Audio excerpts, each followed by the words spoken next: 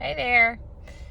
So, this morning I woke up slightly discouraged because just leaning into some promises that the Lord has spoken over me, that I believe that He's spoken over me, and I'm in a journey of faith testing. So that's always fun. It definitely never looks possible in the journey of faith testing. It never looks probable. And even though we all say God can, we're questioning if He will. It is not easy. I don't care how many weapons that you come into this test with. It is hard. It's hard. So, sorry, I know this is not a super glamorous video, but my takeaway is that the Lord is pleased by our faith. And so, to shift our focus from what the natural looks like to what God says, that is difficult, and it's hard, and it hurts, and it's uncomfortable, and it's but what if, all day long. However, it's the muscle that He longs for us to flex, because that muscle will be greatly needed in the next season, in the glory to the next glory. You will have to have that muscle strengthened, because do not believe for a second that this will ever be your last faith test. It will not. And that's okay. We only have our life here on earth to be able to respond to God in this type of faith, in this type of love, to give Him affection with our belief here on earth, because in heaven we won't need that. We won't have to have that. Everybody will know, that this is the only moment that we have to love on God with our faith. And so shifting our focus to God, I understand that what you have spoken over me is the truth that you are calling forth into fruition. And even though my earthly circumstance looks absolutely nothing like it, and those people that say, well, you can do it here while you're there, that's true. I know you're faithful, Lord. And this is just an incredible setup for you to come in and show me your glory. And I cannot wait. This is this approach to the throne of grace with expectation. I cannot wait to see what you have in store, to see how it comes to fruition. And I will be over here on the edge of my seat, preparing, watching, waiting with full-on excitement and expectation.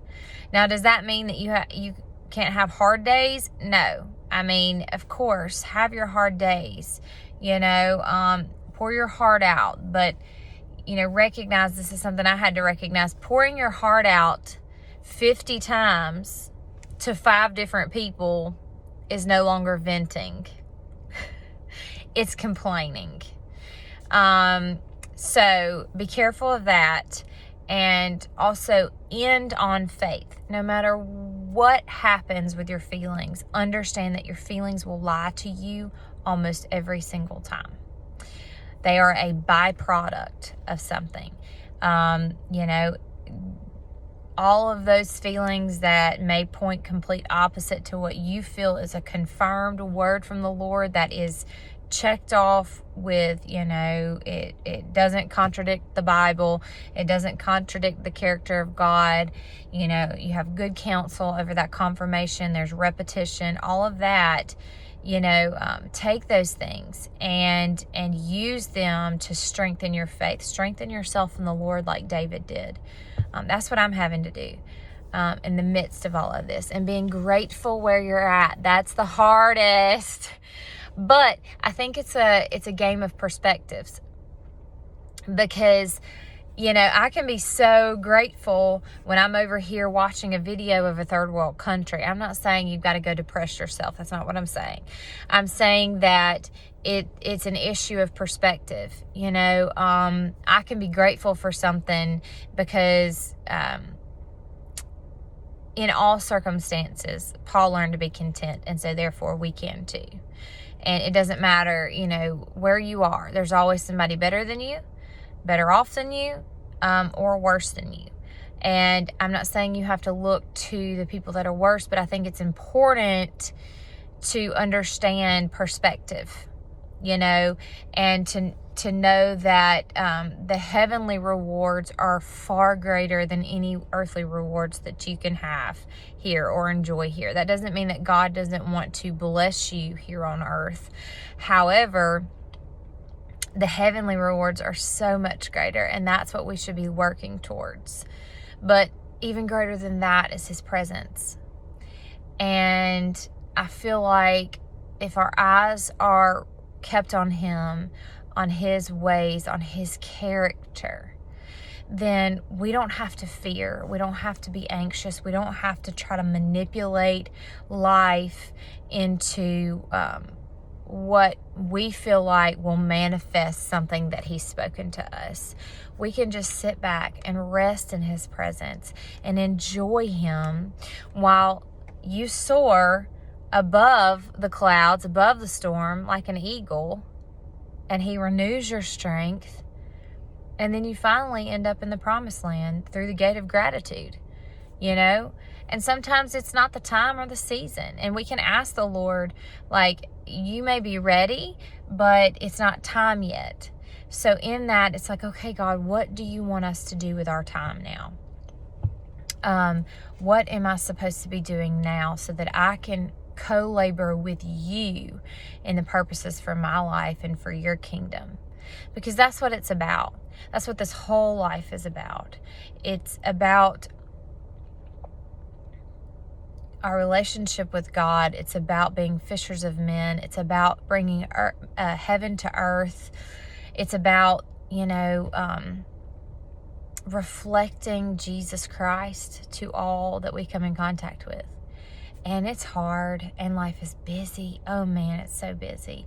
And I think those little things, like the everyday, the busy, the little nicks, the picks that the enemy tries to get at you, it gets effective, because 1,000 cuts ends up being this huge gaping wound, right?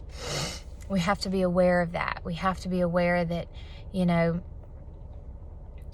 there are some, motherhood, parenthood, fatherhood, however you want to say it, has several nicks.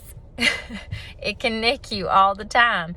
However, I don't know what I would do without my kids. My kids are some of the most amazing human beings I have ever encountered in my entire life.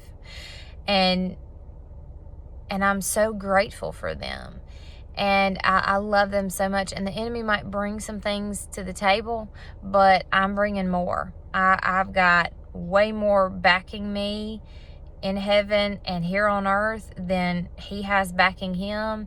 And I'm raising world changers, and I'm grateful for that. I'm grateful that God has, has entrusted me with two beautiful souls that he's going to use for his kingdom. I have no doubt. So perspective and gratitude, and lie in wait and expect things to happen. And that's an active statement. It's like I'm doing something while I'm waiting, and what's leading me, what's protecting me, is a heart of gratitude and praise for God and his character, because he is good and he is faithful and he shows up every single time.